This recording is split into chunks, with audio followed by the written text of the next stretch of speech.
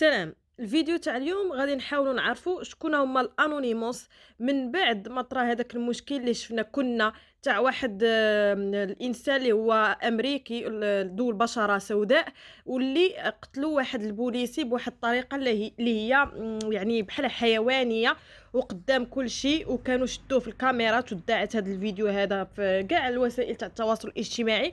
ومنه هنايا الامريكيين ولاو كيديروا تظاهرات اللي هي طاريه واحد الموجه خايبه تاع التظاهرات في امريكا. وهاد باش نلخص لكم انا، باش ندخلوا في صلب الموضوع. هاد الانونيموس هادو ناضوا كيقولوا انهم غادي يرجعوا الحق لكاع الناس اللي كيكونوا متضررين ولا مظلومين.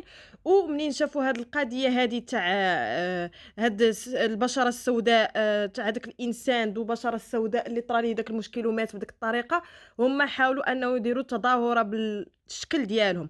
انا غادي نشرح لكم شكون هما الانونيموس، وغادي نشرح لكم بواحد الطريقه سريعه شنو اللي طاري في امريكا حاليا، اللي هي واحد بحال الحرب تقدر تكون اهليه. المهم نبداو في الموضوع. ان الانونيموس او المجهولين هما اكبر منظمه هاكرز في العالم. باقي ما عارفينش حنايا العدد الافراد شحال، ولكن سنوات النشاط كانت باديه من 2003. الأقنعة اللي كيلبسوا بحال كيكون بحال واحد الشكل تاع الوجه اللي ما معروفش، اللي كيمثلوا الثأر. كان في الفيلم تاع سميتو، واحد الفيلم سميتو في سنة 2005. ما عنديش بالضبط ديك السمية كاملة تاع الفيلم. نورمالمون راه كاين واحد الفيلم إذا دخلتوا تفرجوا فيه غادي تعرفوا قصة كاملة على هاد الانونيموس. الشعار تاع المجموعة كيتمثل في شخص بدون رأس، يعني عدم وجود قائد، أو وأن المنظمة السرية كتصف بالتنظيم. الهدف تاعهم هما يحققوا العداله ويمثلوا صوت الشعب اللي ما مسموعش. هاد الانونيموس الاعضاء ديالهم من شتى انحاء العالم، تقدروا تلقاوهم امريكانيين، فرنسيين، كولومبيين، من ما معروفينش هما اصلا منتشرين في العالم كله. واليومنا هذا باقي الانتربول ما لقاش شكون هما هاد العصابه هادي، ولا حتى الاف بي اي كيحاولوا يوصلوا لهم، واخا يمكن تشد شي حد منهم. اما الاخرين اللي كيقولوا يعني تشدّوا هُم غير عندهم علاقة بعيدة على هاد المجموعة هادي، ماشي ضمن المجموعة. داروا عملية اختراق عالمية وحروب في الإنترنت على شحال من واحد، ومن بين عملياتهم اللي سجّلها التاريخ هي أنهم هجموا على مواقع إسرائيل وسرقوا كاع المعلومات تاوعهم، كما أنهم كيمولوا الطائفة الضعيفة، يعني الناس اللي ضعفاء واللي محقور عليهم. البداية تاعهم كانت غير ضحك ونشاط، ولكن في 2008 ومني شافوا ان المنظمة غادية وكتكبر، ولاو كيديروا مظاهرات، وهنا فين بدا لعبهم تاع بصح. وبداو انهم كياخذوا داكشي بجدية، وبداو كيطولوا كيتمددوا في داك الجروب تاعهم. من بعد 3 تاع السنين بانوا يعني كانوا غابرين هادي شي 3 سنين من بعد ما طرا هاد المشكل هادو تاع القتل تاع هاد الانسان هذا من طرف داك الشرطي، اللي هي عملية تاع العنصرية. بانوا البارح والبارح البارح لقيت حيت خرجوا بفيديو كيتوعدوا انهم غياخذوا حق فلويد جورج اللي هو اللي مات، وهو مختنق على يد الشرطي العنصري. مني خرجوا بهذا الفيديو كاع المواقع حاولت تمحيه، ولكن مع ذلك كيعاود يتصيفط الشيء اللي عطى للمتظاهرين قوة كبيرة. ولاو خارجين، راه ماشي غير دوش البشرة السوداء، ولكن راه حتى الناس العاديين لي بلون تما الامريكيين حتى هما خارجين وكيتضامنوا معاهم.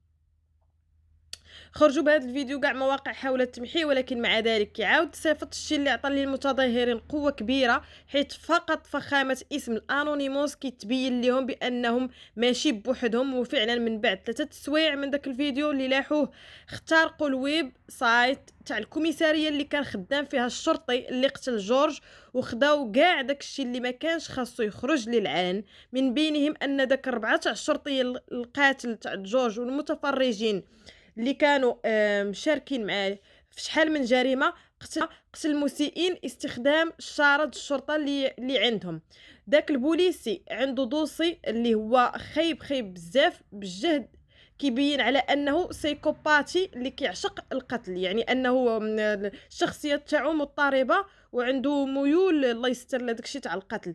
وهذا الشيء اللي حقد الانونيموس اللي خلاهم يجتهدوا وقالوا في الفيديو أنه ماشي حيت هما عندهم البادج تاع البوليس يعني عندهم الحق يقتلوا بنادم ولا يديروا أي حاجة اللي هي مخالفة للإنسانية. الحاجة الثانية هو أنهم سكتوا كاع الراديوات تاع الولايات، يعني باش البوليس ما يقدرش يتواصل مع بعضياتهم ويعرفوا أخبار المتظاهرين. كما كنعرفوا كاينين واحد التظاهرات كبار، كتلقاو السود كيهجموا على المحلات، كيشفروا بحال النايك كيشفروا لها لي زيسبا، بزاف تاع الحالات تاع السرقة اللي ولات مديورة في أمريكا.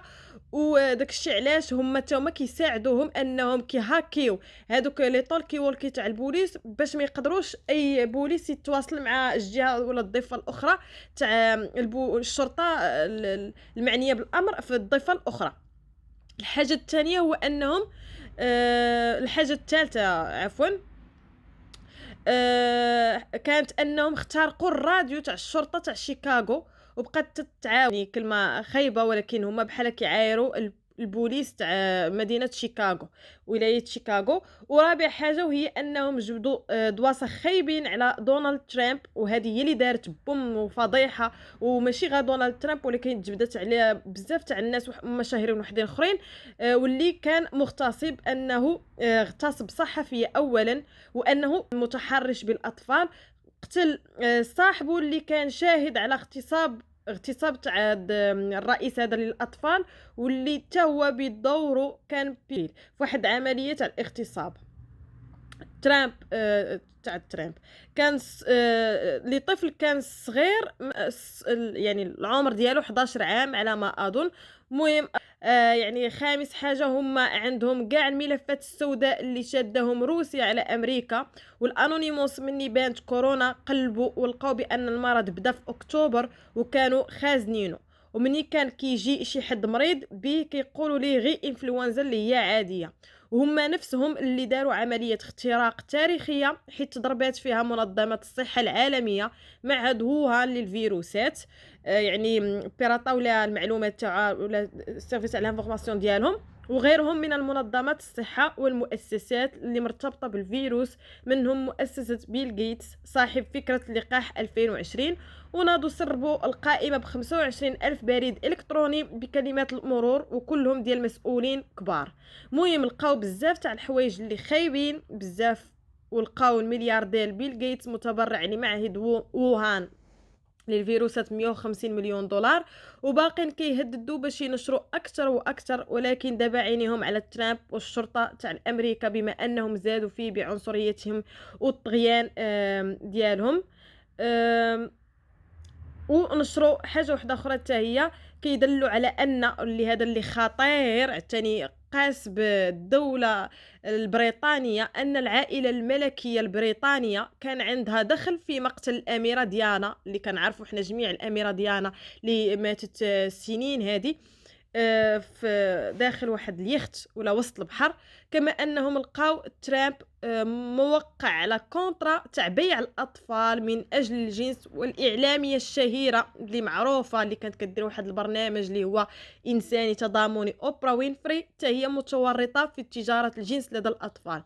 هادشي غريب وعجيب، وهاد 2020 هادي كما قالوا زاهيه. المهم انا هاد المعلومات اللي جبتهم لكم منقوله، يعني انا قلبت عليها ولقيت بزاف تاع الناس كيداولوها، وهذا الشيء كله محطوط في تويتر. يعني تويتر هاد الايام هذا عرفتي من البارح كنقول لكم مفرقع بهذا الشيء تاع هاد الانونيموس تاع هاد المجموعه تاع لي بيغات ولا تاع الهاكرز اللي ما عارفهم حتى شي واحد في العالم، حاطين هاد المعلومات هادو مازال كيحطوا تضامنا ضد العنصريه اللي وقعت ما بين السود وما بين هذاك الشرطي اللي قتل هذاك السيد بلا ذنب.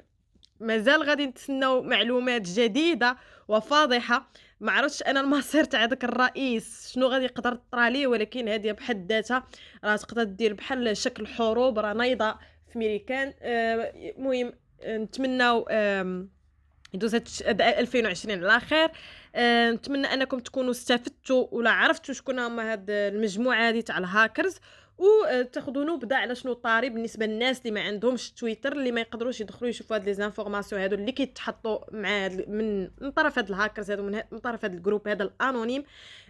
نتلاقاو في فيديو واحد اخر. ما تنساوش تابوناو ديروا لايك وتوركوا على الجرس باش يوصلكم اي جديد، ونعطيكم معلومات وحدين اخرين. بسلامه.